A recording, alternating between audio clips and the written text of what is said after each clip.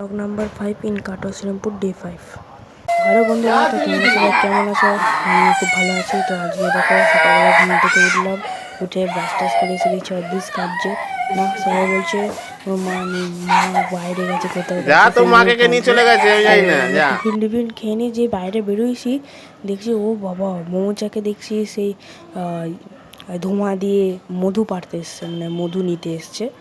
তো এই দেখো কত বলতে, দেখো দাদু ছুটে ছুটে আসছে, মানে ছুটতে আর পারছে না, ছুটে ছুটে আসছে।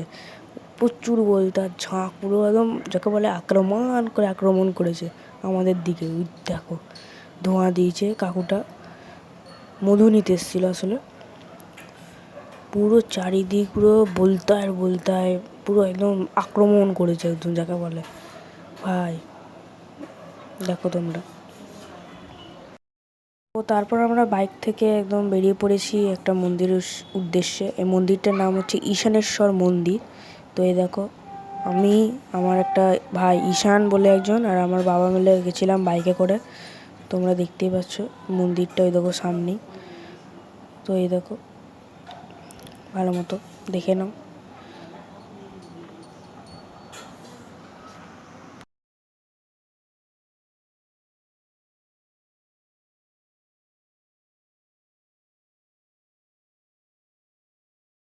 তো তারপর সন্ধ্যেবেলায় আমার একটা দাদার বার্থডে ছিল, রাকেশ দাদার বার্থডে ছিল, 18তম জন্মদিন। দেখো এখানে তিতলি, আর এটা আমার ভাই বাঁ দিকেরটা অদৃশ, সব কেক কাটছে 3জন মিলে। তোমরা দেখতে পাচ্ছ এখানে কেক কাটছে।